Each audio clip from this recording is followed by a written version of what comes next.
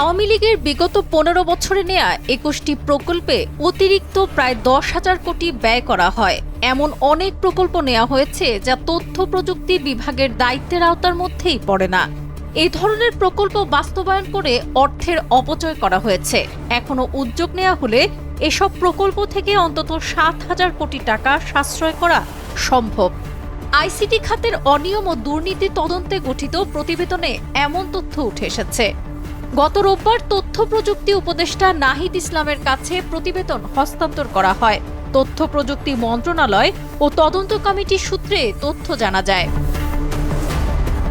এ বিষয়ে ডাক, টেলিযোগাযোগ ও তথ্য প্রযুক্তি উপদেষ্টা বলেছেন, স্বৈরাচারী আওয়ামী লীগ সরকার তথ্য প্রযুক্তি খাতকে একটি ভয়াবহ লুটপাট ও অপব্যবস্থাপনার খাত হিসেবে পরিচিত করিয়ে দিয়ে গেছে। তাদের অপকর্মে দেশের ডিজিটাল ইকোনমি এবং ডিজিটাল ট্রান্সফরমেশনের ভাবমূর্তি ক্ষতিগ্রস্ত হয়েছে এবং দেশের বৈদেশিক ঋণ পরিস্থিতিও নাজুক হয়েছে।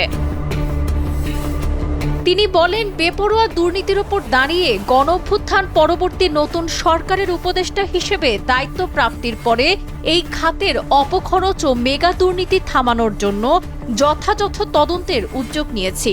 তবে এমন তদন্ত যাতে অতীতের মতো ফাইলবন্দি হয়ে না থাকে,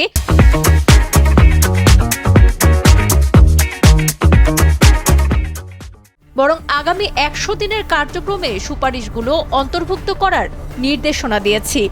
দুর্নীতি নয়, বরং তথ্য প্রযুক্তি খাত এবং ডিজিটাল ট্রান্সফরমেশনকে বৈষম্যহীন উন্নয়নের সোপান হিসেবে আমরা প্রতিষ্ঠা করতে চাই।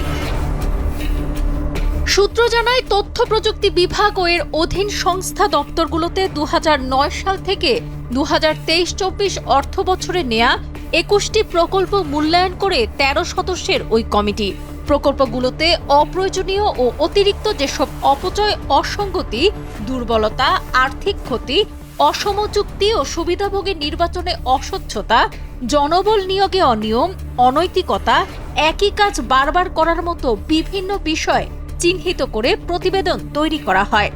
কমিটি এ বিষয়ে ৫ দফা সুপারিশও করেছে। এর আগে ডাক, টেলিযোগাযোগ ও তথ্য প্রযুক্তি মন্ত্রণালয় এবং তথ্য সম্প্রচার মন্ত্রণালয়ের উপদেষ্টা মোহাম্মদ নাহিদ ইসলামের নির্দেশে গত ৮ আগস্ট আইসিটি বিভাগের অতিরিক্ত সচিব মাহবুবুর রহমানকে আহ্বায়ক করে ওই কমিটি গঠন করা হয়। তথ্য প্রযুক্তি বিভাগের সচিব শীষ হায়দার চৌধুরী সরাসরি এই তদন্ত কাজে দিক নির্দেশনা দেন। পরে এতে যুক্ত হন তথ্য প্রযুক্তি বিভাগের পলিসি অ্যাডভাইজার ফয়েজ আহমদ তৈয়ব। সাবরিনা কাজী, কালের কণ্ঠ।